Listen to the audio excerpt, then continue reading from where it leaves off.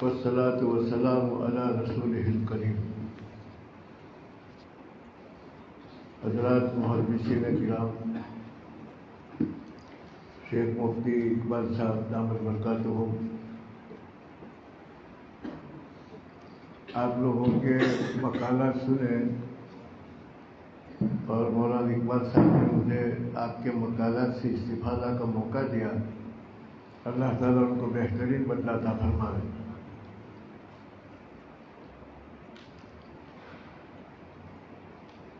الگ الگ موضوعات پر مقالات سنے اور بلا مبالغہ کہتا ہوں کہ میرے اندر ایک حوصلہ پیدا ہوا، ایک مرا ہوا شوق زندہ ہوا، اور خوشی ہے کہ الگ الگ ہزاروں اوراق میں پھیلے ہوئے علوم مقالات کے عنوان پر اس انتظام نے ایک جگہ جمع کیا۔ ایک بہت بڑا شاہکار وجود میں آیا۔ لیکن دوستوں بزرگوں، یہ حدیث کا اتنے سارے علوم جو ان کے ساتھ لگے ہیں، متعلقات لگے ہیں، اور ہمارے اکابر نے جن کے پاس ہمت تھی، بلند خلوص تھا،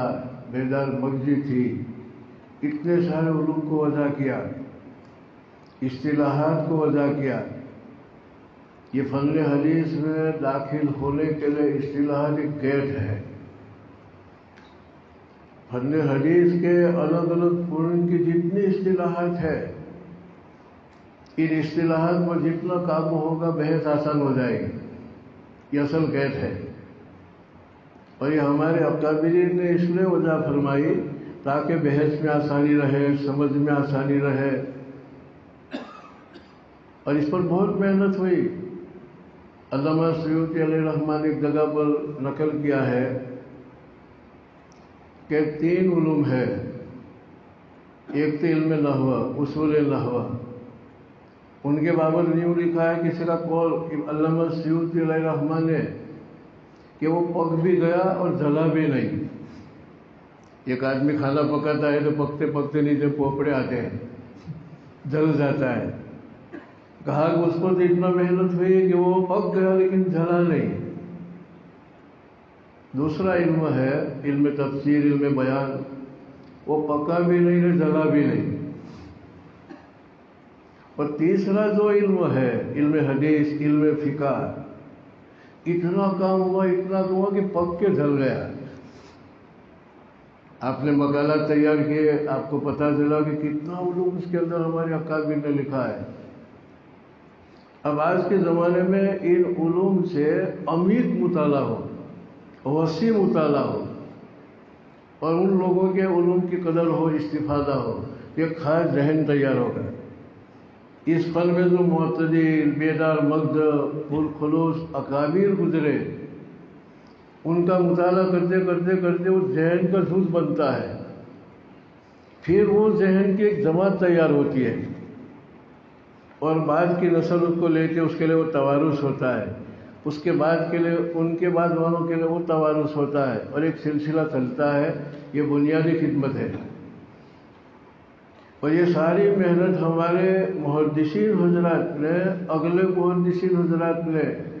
اصطلاحات وضع کرنے کی، فن اسماء رجال کی، متن پر، سند پر، لغات پر خون پسینہ ایک کر کے جو محنت کی، اس کا واحد مقصد یہ ہے کہ قرآن کریم اور حدیث پاک کی جو مراد ہے اس مراد تک صحیح پہنچے۔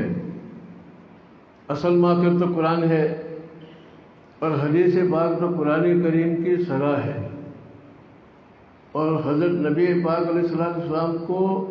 قرآن کی وضاحت کے ساتھ مستقل تصریح مقام بھی دیا ہے۔ لمبی بات ہے، دوسری ہے وہ۔ خیر، قرآن کریم کی وضاحت حدیث سے جو ہوتی ہے تو اصل علوم مراد کی یافت ہے۔ قرآن میں اللہ کی مراد، حدیث میں رسول کی مراد، جب تک سارے علیہ السلام کے اور رسالات کی مرادوں کا یافت نہ ہو، طبیعت عمل پر نہیں آئے گی، طبیعت میں دینداری نہیں آئے گی۔ یہ جتنی بھی محنت آج تک ہوئی، کرنا در کرنا در کرنا، یہ سند پر، متن پر، ذرا پر، تعدیل پر معظم اور بنیادی مقصد یہ ہے کہ صحیح اور سچی مراد اللہ رسول کے ہمارے سامنے آ جائے۔ اس کے لیے یہ ساری محنتیں ہوئی۔ حدیث پاک سے جو سند پر کلام، یہ جو حضرت نبی پاک صلی اللہ علیہ وسلم کی جو حدیث متن، وہ تو یا تو حدیث ہوگی یا حدیث نہیں ہوگی، لیکن مرور ذہن سے یہ سند جو بیچ میں آئی، یہ سند کے اوپر فن اسماء رجال پر جو کلام ہوا، یہ ظن غالب کرنے کے لیے کہ اللہ کے رسول کی حدیث ہے، ورنہ وہ متن اگر اللہ کے رسول کا اثر آنکھوں پہ ہے اور اگر نہیں ہے تو پھر اس کو موقوف کر دیں گے، لیکن ہے کہ نہیں ہے اس کے لیے لمبی محنت ہے صلی اللہ علیہ وسلم کی۔ اب جب صحیح حدیث کی یاد ہو جائے گی تو لمبی بات ہے، مختصر یہ ہے، اس حدیث سے قرآن کریم کی جو تفسیر ہوگی، قرآن کریم کے مجملات کا اور ابہامات کا جو وضاحت ہوگی وہ ایک دم صحیح ہوگی، ایک دم صحیح ہوگی۔ حضرت نانوتوی رحمۃ اللہ علیہ نے ایک جگہ پر مثال لی ہے کہ خسخس کا دانہ نظر نہیں آتا ہے، لیکن اگر کوئی آدمی صاف ستھرا وہ بلوریا کاچ سے دیکھتا ہے اور ایک کاچ پر کوئی داغ نہیں ہے تو وہی دانہ اپنی اصلی شکل میں گیند جتنا نظر آئے گا۔ یہ تو ابہام کی تفسیر ہو گئی، اس میں کوئی ملاوٹ نہیں ہوئی اپنی طرف سے، یہ حدیث سے اس طرح تفسیر ہوگی۔ اگر یہ ساری سندوں کی چھان بین کے بعد پیور اللہ کے رسول کی حدیث ہمارے پاس آئے گی اور اس سے جب ہم قرآن کریم کو سمجھیں گے تفسیر بالحدیث، تو جیسے وہ کاش سے ابہام اتنا بڑا دانہ نظر آیا خسخاس کا، اسی طرح ایک دم صاف طور پر اللہ کی مراد سمجھ میں آئے۔ صحابہ نے بھی اللہ کی مرادیں پوچھی، سمجھ میں نہ آئی تو قرآن میں ہے کہ وَلَمْ يَلْبِسُوا إِيمَانَهُمْ بِظُلْمٍ، تو صحابہ کو پریشانی ہو گئی، کیونکہ ترجمہ یہ ہوتا ہے کہ جس کو ایک ذرا بھی پاپ نہ کیا ہو، تھوڑا بھی گناہ نہ کیا ہو۔ حضرت نبی پاک ہم نے فرمایا کہ اس سے شرک کا مراد ہے۔ دیکھو مراد کی آپ ہوئی کہ نہیں؟ ایک صحابی رضی اللہ تعالیٰ عنہ نے اپنے تکیے پر 2 دھاگے باندھے، سفید اور بلیک، رمضان کے مہینے میں، کہ قرآن میں ہے کہ جب تک دونوں میں تمیز نہ ہو سحری کھا سکتے ہیں۔ آپ علیہ السلام نے فرمایا کہ اس سے صبح صادق نے صبح کاذب مراد ہے۔ یہ دھاگوں سے دھاگے مراد نہیں، خیط ابیض خیط اسود لغت کے اعتبار سے دھاگا، لیکن مراد الہی یہ نہیں تھی، صبح صادق اور صبح کاذب تھی۔ اگر وہ کاغذ کے اوپر 3 کلر کر لے، ترنگا کلر، اس کے بعد وہ خسخس کے دانے کو دیکھے گا تو اوریجنل نظر نہیں آئے گا، اصلی نظر نہیں آئے گا، رنگیلا نظر آئے گا، 3 رنگ والا نظر آئے گا۔ اسی طرح حدیث سے ہٹ کے اگر ہم قرآن کو سمجھیں گے، قول صحابہ سے ہٹ کے ہم قرآن کو سمجھیں گے تو علم تو آئے گا لیکن ایسا رنگیلا۔ یہ اس کو تفسیر میں رائے کہیں۔ تفسیر بھی رائے سے بچنے کے لیے قرآن کریم کی اصلی مراد کو سمجھنے کے لیے الگ الگ فنون کے اندر کتنی بحثیں ہوئی۔ محدثین نے سب سے پہلے تو ہر قسم کی روایتیں جمع کی سند کے ساتھ، انہوں نے اس کی کوئی فکر نہیں کی کہ ضعیف ہے صحیح ہے، ورنہ پورا خلاصہ تو اتنا ہے کہ حدیث صحیح ہے، حسن ہے، ضعیف ہے، ضعیف جداً اور موضوع، یہ 5 خلاصہ ہے۔ حدیث صحیح ہے، قابل استدلال، اگر وہ نہیں ملی تو حسن ہے، قابل استدلال، یا ضعیف، یہ فضائل میں بھی ذر ہے، اور ایک ضعیف جداً، تھوڑی دیر ٹھہرنے کا، اس کے بعد موضوع اس کو سائڈ پر کر جانے اور کسی ہمارا نانوتوی علیہ رحمٰن نے مثال لیا، مولانا ادریس صاحب کاندھلوی علیہ رحمٰن نے وہ سیرت کی کتاب میں اس کو نقل کیا ہے کہ بعض محدثین وہ ہیں جنہوں نے اپنی کتاب کے اندر صحیح کا التزام کیا، جیسے امام بخاری، امام مسلم وغیرہ، تو ان کی مثال تو ایسی ہے کہ طبی دنیا میں کوئی طبیب کسی کو نسخہ بنا کے دے دے کہ نسخہ ہے فلاں بیماری کا، آنکھ بند کر کے کھا لو، تو یہ حدیث تو دائرے عمل میں یوں ہی لا سکتے آپ، بخاری شریف کی، مسلم شریف۔ بعض کتابیں ایسی ہے کہ اس میں صحیح ضعیف ہر قسم کی ہے، لیکن مصنف رحمۃ اللہ علیہ نے نیچے حکم لگا دیا حض حدیث الحسن صحیح غریب، جیسے امام ترمذی علیہ رحمہ، امام ترمذی، تو اس کی مثال انہوں نے یوں دی ہے کہ جیسے طب کی دنیا میں کوئی کتاب طب کی ایسی ہے کہ اس میں ہر قسم کے نسخے لکھے ہیں، مضر بھی اور مفید بھی، مرکب بھی اور مفردات بھی ہے، نسخے کے مرکب نسخہ ہوتا ہے، ایک مفردات ہوتے ہیں، نفع نقصان کے علاج، لیکن ہر کوئی اس کو کھا نہیں سکتا، اس کے لیے طبیب چاہیے، وہ آپ کو نکال کے دے گا کہ اس طرح نسخہ بولے یہ کھانے کا، تو یہ اس قسم کے ہے۔ اور تیسری وہ تصانیف فن حدیث میں جو موضوعات ہے اور اس کے اوپر بہت ساری کتابیں لکھی گئی، جیسے فن طب کے اندر پرہیز کی ایک کتاب لکھ دی جائے کہ اس سے پرہیز کرو، اس سے پرہیز کرو، اس سے پرہیز کرو، اس سے تو پرہیز کرنے کا، اس سے کیا ہے پرہیز کرنے کا۔ خیر تو یوں کہہ رہا تھا کہ ہمارے اکابرین نے اس فن پر اتنی محنت کی اور فقہ پر محنت کی، دونوں کی نمو اور دونوں کی ارتقا ساتھ ساتھ چلی، حدیث کی تدوین کے بعد بلکہ فقہ کی رفتار تیز ہو گئی اور دونوں ساتھ ساتھ چلے۔ کیوں؟ فقہ کے بغیر حدیث سمجھ میں نہ آئے۔ امام ابو حنیفہ علیہ رحمہ دیکھو، اللہ نے ان کے علو ہمت، اخلاص، بیدار مغزی ایسی دی کہ نصوص کے اندر سے وہ صفات نکالی، جس صفات مانگ رہی تھی کہ مجھے یہ حکم دو، مجھے یہ حکم دو۔ تنقیح مناط جس کو کہتے ہیں، ایک ہے تقریر، ایک ہے تنقیح اور ایک ہے تحقیق۔ تقریر تو اس نص کے اندر جتنے صفات ہیں مختصر ہے کہ اس کو جمع کر لے، اور تنقیح کے اندر تو لیبورٹری ہوتی ہے، ان سارے اوصاف کے اندر کون سی صفات کے اندر تاثیر پائی جاتی ہے اور جزیات میں اس نے اثر کیا ہے، اس میں علت بننے کی صلاحیت اور لیاقت ہے، پھر اس کو علت عامہ کے طور پر منتخب کر لیا۔ یہ حدیث ہی کا گویا کہ ایک اندر کا مغز نکالا ہوا ہے، یہ بیدار مغزی تھی۔ تو جب تک فقہ نہ دیکھے حدیث سمجھ میں نہ آئے، اور جب تک حدیث نہ دیکھے قرآن کی تفسیر سمجھ میں نہ آئے کہ جتنا بھی لمبا چوڑی محنت ہے فن حدیث پر، اس کے متعلقات پر، مراد تک پہنچنا یہ معظم مقصد ہے۔ بیچ میں جو حیلولتیں آتی ہیں اس کو ختم کرنا اور مراد سرا تک، اس کے بغیر سارے علیہ السلام کے جو بنیادی مقاصد ہیں،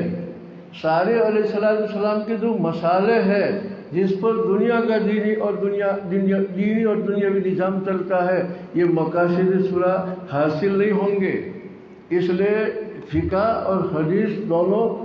تولی دامن ہیں، اور جب تک فقہ سمجھ میں نہ آئے، اور ائمہ، ہمارے ائمہ امام حنیفہ علیہ رحمہ، ان کی ایک ایک چیز دیکھو، انہوں نے قیاس پر، تو قیاس کا معنی انہوں نے وہ علت عامہ نکالی، امت عامہ نکالنے کے بعد بھی اگر کوئی استثنائی حدیث ایسی مل گئی جو سند کے اعتبار سے صحیح ہے، قوی ہے، تو تھوڑی دیر کے لیے وہ علت عامہ کو سائڈ پر کریں گے اور اس کو اس کے مورد پر عمل کریں گے۔ جیسے ایک صحابی رضی اللہ تعالیٰ عنہ نے رمضان کے اندر جیما کر لیا عمدن، حضرت نبی پاک صاحب نے ان کو حکم دیا کفارے کا۔ ابو حنیفہ علیہ رحمہ نے لمبی باتیں، مختصر یہ ہے کہ امام صاحب رحمۃ اللہ علیہ نے تنقیح کی، پہلے تقریر کی کہ ان میں یہ صفت پائی جاتی، پھر کہا کہ اصل تو افطار ہے، افطار عمدن، اور افطار عمدن کا معنی کھانا پینا ہو تو پیٹ میں پہنچے یا عورت کے ساتھ جمع کرے تو روزہ فاسد ہو جائے گا، یہ انہوں نے علت نکالی۔ لیکن حضرت نبی پاک صاحب نے ایک جگہ پر یوں فرمایا، حدیث ہے جس کا مفہوم ہے کہ سحور اگر کوئی روزے کی حالت میں کھا پی لے تو اس کے روزے پر اثر نہیں پڑے گا، اللہ نے کھلایا، اللہ نے پلایا۔ ایک عام ضابطہ تو یہ ہے کہ افطار سے ٹوٹ جائے، لیکن ابو حنیفہ علیہ رحمہ نے اس علت کی عمومیت کو تھوڑا تنگ کر دیا اور یوں کہا کہ اس حدیث کے اندر اگر نشان کوئی کھا لے پی لے تو اس کے مورد پر چھوڑو، اس پر کسی اور کو قیاس مت کرو، علت وہی رہے گی۔ چنانچہ اگر قطعاً کوئی آدمی کھا لے تو قطعاً میں سحور میں اتنا فرق ہے، دونوں میں ارادہ تو ہے نہیں، لیکن کہا کہ نہیں خطا میں بھی افطار ہے تو اس کا کفارہ دینا پڑے گا عمدن ہو تو، اور اگر عمدن نہ ہو تو کیا اس کو قضا کرنی پڑے گی۔ تو میں یوں مثال دے کے سمجھانا چاہتا ہوں کہ ائمہ کے ہمارے جو ہے فقہ، ان کو سمجھے بغیر حدیث کا جو اصل مغز جو ہے وہ سمجھ میں نہیں آئے گا، پھر قرآن اصل سمجھ میں نہیں آئے گا۔ تو یہ ساری محنتیں مراد تک پہنچنے کے لیے، اور مراد پا کے حق سبحانہ و تعالیٰ کی رضا کو حاصل کرنے کے لیے علامہ دباغ علیہ رحمٰن ان کی کرامت کے ایک واقعہ کہہ کے بات پوری کر دوں. ان کے پیر نے علامہ دباغ علیہ رحمٰن کی کرامت میں ایک بات یہ ذکر کی ہے کہ میں نے ان کے سامنے کچھ باتیں ایسی رکھی جو حدیث نہیں تھی تو فوراً انہوں نے کہا کہ حدیث نہیں ہے، یہ حدیث نہیں ہے. کیوں؟ وہ اصطلاحی پڑھے لکھے نہیں تھے، لیکن حق سبحانہ و تعالیٰ نے اس کو روحانی اعتبار سے وہ ملکہ دے رکھا تھا کہ ان کے سامنے جب کوئی حدیث اور غیر حدیث جاوے، صحیح غیر صحیح، حدیث کرسی، حدیث مطلق، تو ان کے ذوق سے بتا دیتے تھے. جیسے سنار بہت محنت کرتا ہے سونے پر چاندی پر، سونے پر چاندی پر، تو اس کا ایسا راسک ملکہ حاصل ہو جاتا ہے کہ کوئی سونا لے کے جائے دیکھ کے کہنے لگے کہ سونا نہیں ہے، چاندی نہیں ہے. تو اس قسم کی مہارت لگے رہنے سے حاصل ہوتی ہے. تو ذوق کہہ دیتا ہے کہ حدیث لگتا ہے،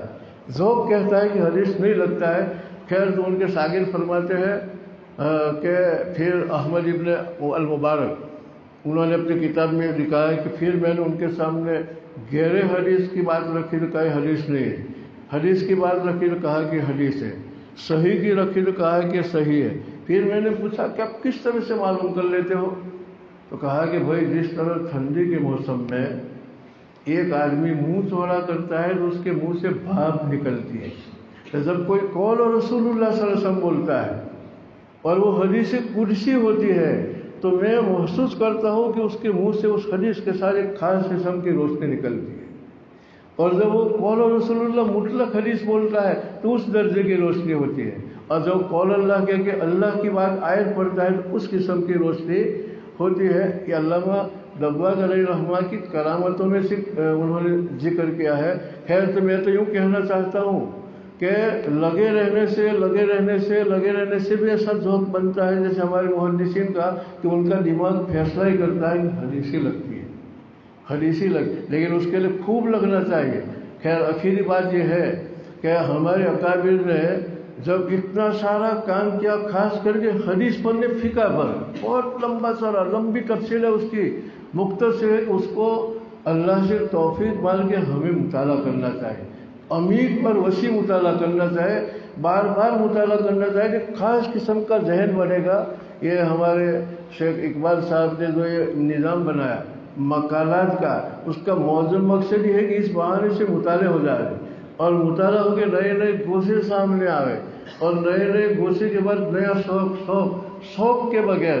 علو ہمت کے بغیر، بیدار مغزی کے بغیر اور خلوص کے بغیر یہ راستے پر چلنا بہت مشکل ہے. اللہ تعالیٰ ان باتوں پر عمل کرنے کی توفیق عطا فرمائے. آخر دعوانا الحمد للہ.